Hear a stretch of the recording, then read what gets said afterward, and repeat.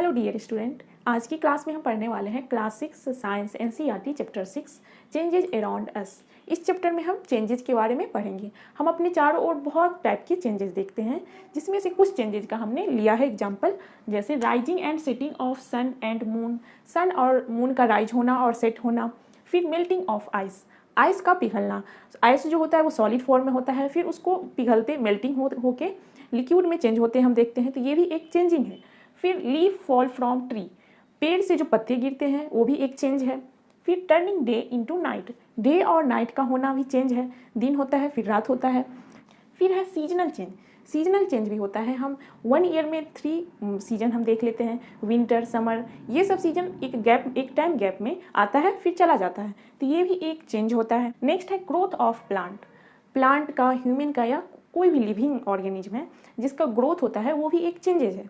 जैसे प्लांट हम जब गमले में लगाते हैं या सॉइल में लगाते हैं तो उस टाइम वो बहुत छोटा होता है, फिर धीरे धीरे वो बड़ा होता है, तो ये भी एक चेंजेज है। फिर ह्यूमन का ग्रोथ, ह्यूमन भी जब जन्म लेता है तो बहुत छोटा होता है, फिर धीरे धीरे उसका ग्रोथ होता है, तो ये भी एक चेंज है। ऐसे ही सभी लिविंग ऑर्गेनिज्म का ग्रोथ होता है, तो उसको भी हम एक चेंज में रखेंगे। तो हमने जाना कि बहुत सारे ऐसे चेंज होते हैं जो नेचुरल होते हैं और बहुत सारे ऐसे चेंज होते हैं जिसे हम खुद भी कर सकते हैं, ह्यूमन उस चेंज को कर सकता है। तो इसमें हमने जो एग्जांपल देखा है उसमें तो मैक्सिमम चेंजेस जो है वो नेचुरल चेंजेस है। जैसे ग्रोथ ऑफ प्लांट, प्लांट का ग्रोथ हमारे हाथ में नहीं होता। जब हम गमले में प्लांट लगाते हैं अगर, तो हम अगले ही दिन अगर चाहेंगे कि प्लांट पूरे ग्रोथ होकर पूरे डेवलप हो जाए, मेच्योर हो जाए, तो वो तो नहीं होता है। प्लांट का ग्रोथ नेचुरल ग्रोथ है, वैसे ही ह्यूमन का, एनिमल्स का ग्रोथ भी नेचुरल ग्रोथ है, तो ये चेंजेज हम नेचुरल चेंजेज में रखेंगे। फिर सीजनल चेंज, सीजनल चेंज भी नेचुरल चेंज है। हम अगर चाहेंगे कि आज समर है और अगले दिन विंटर आ जाए तो वो तो नहीं होगा, ये भी एक नेचुरल चेंज है, तो इसको भी हम नेचुरल चेंज में रखेंगे। टर्निंग डे इनटू नाइट, दिन और रात का होना भी नेचुरल चेंज में आता है। फिर leaf fall from tree, leaf जो है पेड़ की पत्ती जो है वो गिरता है, वो हमारे कंट्रोल में तो नहीं होता है, वो तो अपने आप गिरता है, ये भी चेंज क्या है, नेचुरल चेंज है। फिर melting of ice, melting of ice दोनों टाइप का चेंज है, नेचुरल भी है और उसे हम घर में भी कर सकते हैं।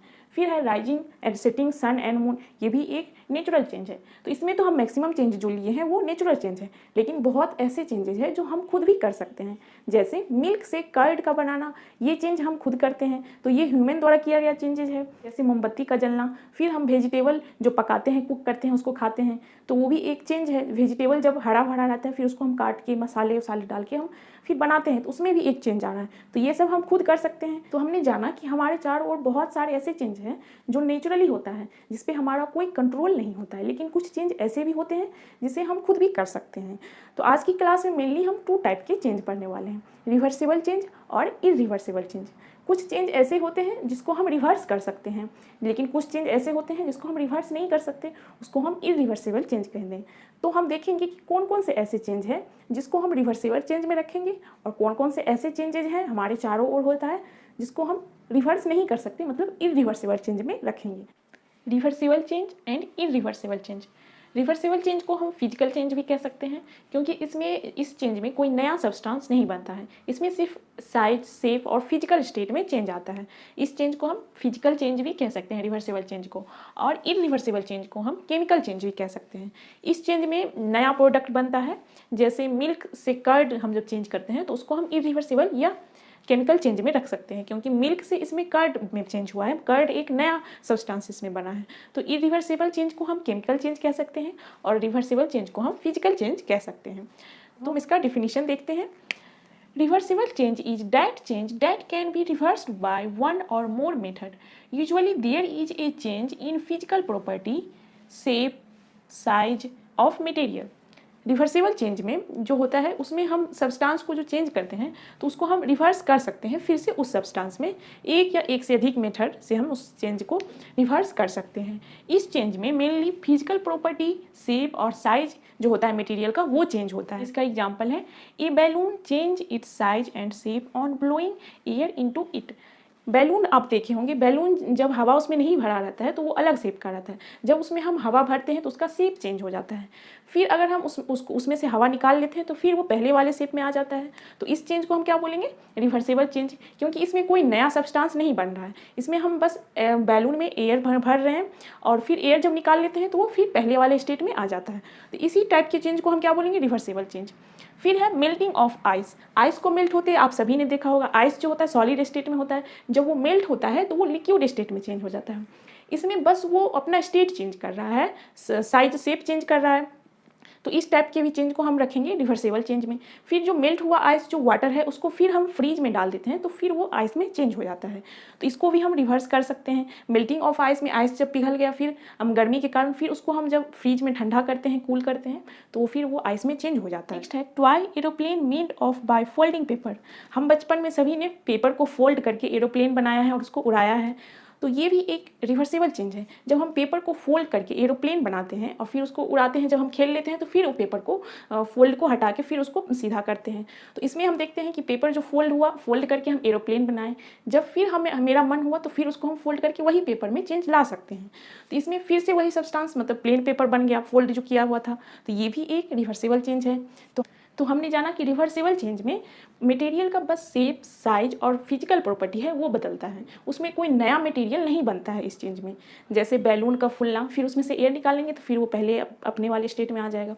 फिर आइस का मेल्ट होना, वाटर का इवेपोरेशन होता है, जब वाटर को हम बॉयल करते हैं तो वाटर जो लिक्विड में है वो वेपर में चेंज होता है। जब उसी वेपर को हम फिर से ठंडा करते हैं तो फिर से वो वाटर में चेंज हो जाता है। तो इस टाइप के भी चेंज को हम रिवर्सेबल चेंज या फिजिकल चेंज कह सकते हैं। नेक्स्ट हम देखेंगे इरिवर्सिबल चेंज। इरिवर्सिबल चेंज को हम केमिकल चेंज कहते हैं। इसमें इस चेंज में नया सब्सटेंस बनता है। जैसे इसका हम डिफिनीशन देख लेते हैं। The change which is permanent and can not be undone by any physical and chemical means is called an irreversible change. Irreversible change जो होता है वो परमानेंट चेंज होता है। इसको हम फिर से पहले वाले स्टेट में नहीं ला सकते हैं, कोई भी प्रोसेस से, या फिजिकल प्रोसेस या केमिकल मेथड से भी इसमें हम चेंज नहीं ला सकते। अगर ये एक बार चेंज हो गया तो दोबारा उसको हम पहले वाले कंडीशन में या पहले स्टेट में हम उसको नहीं ला सकते हैं। उस टाइप के चेंज को इरिवर्सिबल चेंज कहते हैं।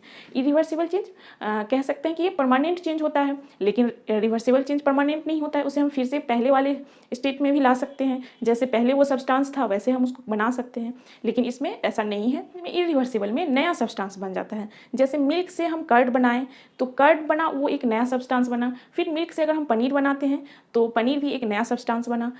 ऐसा तो नहीं होता है कि पनीर से फिर हम मिल्क बना सकते हैं या कर्ड से फिर मिल्क बना सकते हैं, रिवर्स नहीं होता है, इसीलिए इसको हम इरिवर्सिबल चेंज कहते हैं। तो इसका कुछ एग्जांपल देख लेते हैं। The burning of candle, candle का बर्न होना। कैंडल जब बर्न हो जाता है तो फिर से वो पहले जैसे उसको हम जला नहीं सकते, तो बर्निंग ऑफ कैंडल भी इरिवर्सिबल चेंज में आता है या केमिकल चेंज में आता है।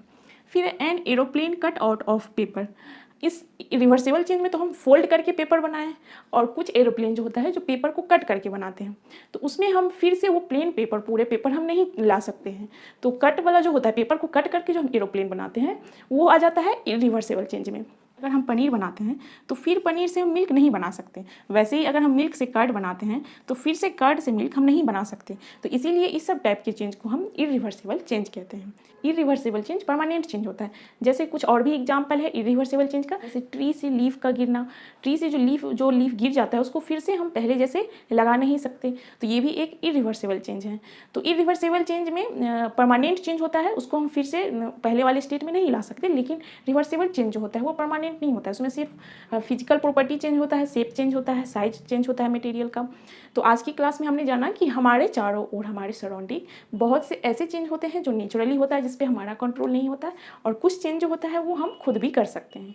चेंज में हम 2 टाइप की चेंज जाना, रिवर्सिबल चेंज और इरिवर्सिबल चेंज। की क्लास में हम ये सब जाना है। अगले क्लास में हम कुछ अलग टाइप की चेंजेस के बारे में पढ़ने वाले हैं।